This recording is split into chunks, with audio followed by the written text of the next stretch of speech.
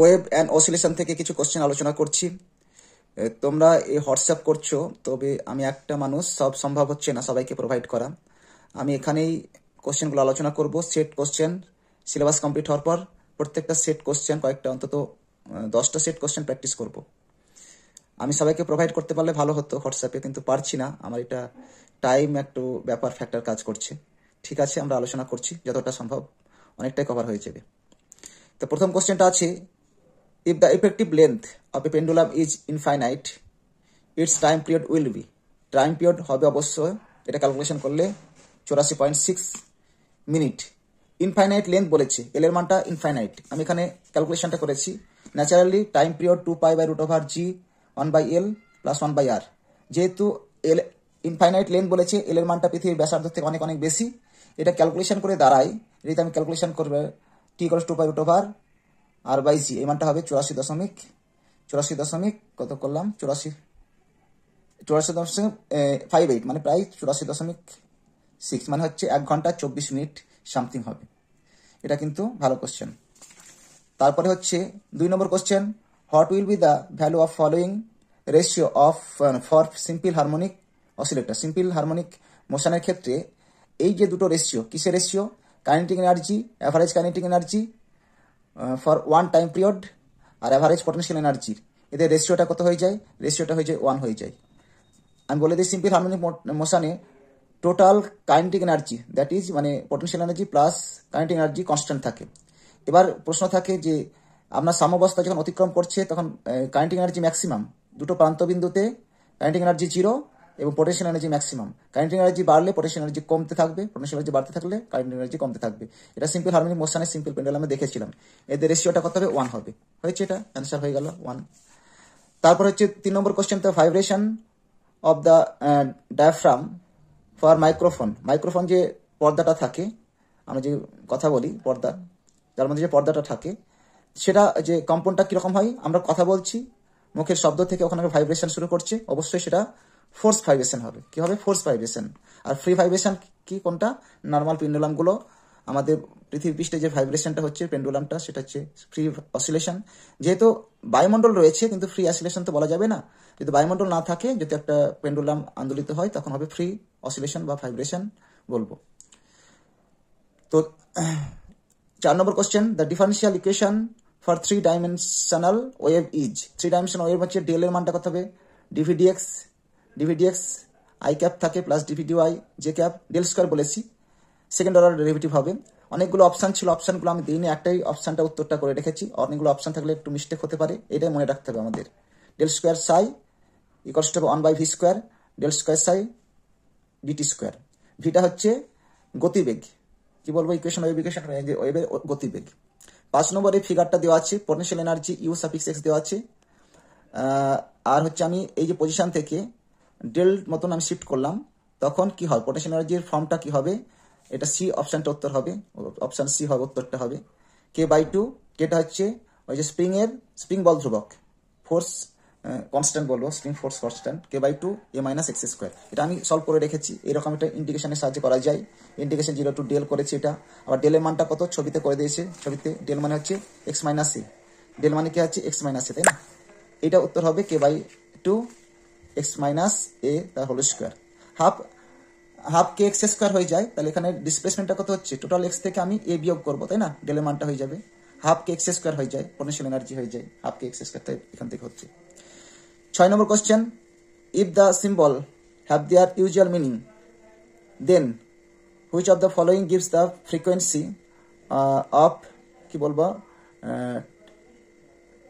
টর্শনাল আর কি টেনশনাল অসিলেটর, মানে টুইস্ট হবে, কাপল যে আমি মোচরের ক্ষেত্রে কত হবে অসিলেশন, সেটা হবে উত্তরটা, অপশানটা হবে তোমার, এটা হবে বি হবে অপশানটা। কিভাবে হয় বি অপশানটা? এভাবে করে রেখেছি। কত নম্বর কোশ্চেন? 6 নম্বর কোশ্চেনটা সলভ করেছি, 6টা সলভ করে নিচ্ছে, অন্য সময় সলভ করে নেবো, এটা করেছি 6 নম্বর কোশ্চেনটা সলভ। 6 নম্বর কোশ্চেনটা সলভ করেছি। এখানে কি 6 নম্বর কোশ্চেনটা, tau equals to C theta, torque আর কি, টর্ক আমাদের লিনিয়ার মোশনের ক্ষেত্রে, রৈখিকের ক্ষেত্রে যেটা বলে সেটা হবে টর্ক। সি থিটা কৌণিক সরণ বলে দিয়েছি, সি থিটা বলে দিচ্ছি, এই সিটা কি দৃঢ়তা গুণাঙ্ক, আর আমরা জানি আই আলফা ইকুয়ালস টু হয়ে যায়, আই আলফা সি থিটা হয়ে যায় মাইনাস সি থিটা। এবার বিষয়টা আই আলফাটা কি হচ্ছে, আইটা হচ্ছে জড়তা ভ্রামক, আলফাটা হচ্ছে কৌণিক ত্বরণ। এফিকাল টু এম এ সিমিলারলি এখানে টাউ ইকুয়ালস টু জড়তা ভ্রামক ইন্টু কৌণিক ত্বরণ। এখান থেকে আলফা মান বার করলাম। এবার আলফা মান বার করলে আলফাটা ত্বরণ, ত্বরণের ক্ষেত্রে ফর্মুলা কি হয়ে যায়, এই টার্মটা কি বোঝায়, ওমেগা স্কোয়ার বোঝায়। কি বোঝায়, ওমেগা স্কোয়ার বোঝায়। তো ওমেগার মানটা কত হবে, সি বাই আই হয়ে যাবে। তাহলে আমরা জানি কৌণিক ফ্রিকোয়েন্সি কষ্ট হবে 2 পাই, রৈখিক ফ্রিকোয়েন্সি এন কত হবে, 2 পাইটা নিচে চলে আসবে, root over C by I হয়ে যাবে। এটা অপশন হয়ে যাবে। তাহলে অপশন হচ্ছে বি অ্যান্সার হয়ে গেল, এখানে অপশন বি অ্যান্সার। এরপরের কোশ্চেনগুলো হচ্ছে 7 নম্বর কোশ্চেন কি দেওয়া আছে, the coordinates of the displacement of a particle are x equal to this a sin omega t plus y equals to b cos omega t, path of the particle অবশ্যই হবে এটা elliptical. কি করে হবে elliptical, ইলিপসের যেটা formula হয়, general formula হয়, সেই ফর্মুলাটা কি এখানে হয়ে যায় a by y by a plus y by square y by b তার স্কোয়ার। আমি যদি স্কোয়ার করে নিই এখান থেকে, এই ফর্ম থেকে আসে, এখানে কি হয়ে যাবে, সাথের হচ্ছে এইটা হয়ে যাবে y বাই b, এটা x বাই a হয়ে যাবে, তার স্কোয়ার করে দিলাম। মানটা কত হয়ে যাবে, এক্স স্কোয়ার, এটা theta plus Y square theta, না sorry sine square theta plus Y square theta 1 হয়ে যায়, মানটা 1 হবে। তাহলে এই যে ফর্মটা পাচ্ছি কষ্ট 1, এই মানটা কার ক্ষেত্রে হয়, উপবৃত্তর ক্ষেত্রে হয়, ইলিপসের ক্ষেত্রে হয়, যেটা হবে অবশ্যই ইলিপ্টিক্যাল কক্ষপথ হবে, অরবিট ইলিপ্টিক্যাল হবে পাথটা। 8 নম্বর question, the maximum oscillation of the simple harmonic motion is alpha and the maximum velocity is beta. What is the amplitude of the oscillator?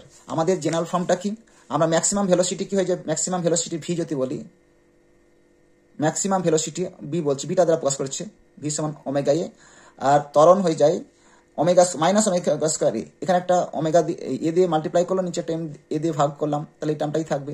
এই টার্মটা মানে কি, beta square by A, alpha equals to beta square by A. তাহলে এখান থেকে এ সমান কত হবে, বিটা স্কোয়ার বাই আলফা, এটা হয়ে যাবে উত্তর। তো বিটা স্কোয়ার বাই আলফা মানে অপশন এ উত্তরটা হবে, অপশন এ উত্তরটা হয়ে গেল। তারপর 9 নম্বর কোশ্চেন কি দেওয়া আছে, 9 নম্বর, a simple pendulum has time period t1 when on the earth surface, when carry মানে এটাকে carry to the height h, যদি h উচ্চতা আমি নিয়ে যাওয়া যায় আর্থ সারফেসে, তখন r is the radius of the earth, the time period of the simple pendulum will becomes t2, the value, যে রেশিওটা বলেছে value of t2 by t1। তাহলে আমাদের কি হয় যে আর এর সঙ্গে সম্পর্কটা করে রেখেছি আমি আগে থেকেই। 9 নম্বর কোশ্চেন অ্যান্সারটা কি হবে, এই পেজে আছে। 9 কোশ্চেনটা আমি করে রেখেছি এখানে। আমরা জানি টাইম পিরিয়ড টি সমান 2 পাই রুট ওভার এল বাই জি, তাই না।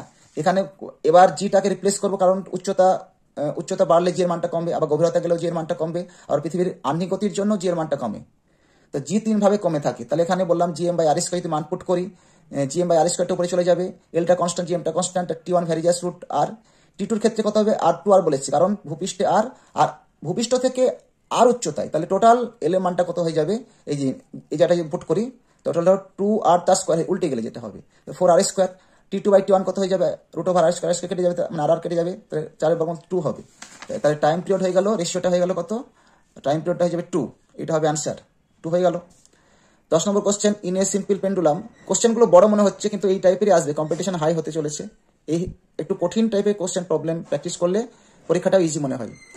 In a simple pendulum the length of string is L, the mass of the bob is M, then the Lagrangian, এটা খুব পরীক্ষা একটা দিয়ে থাকে, ল্যাগ্রাঞ্জিয়ান থেকে একটা থাকেই, Lagrangian is represented at arbitrary angle theta.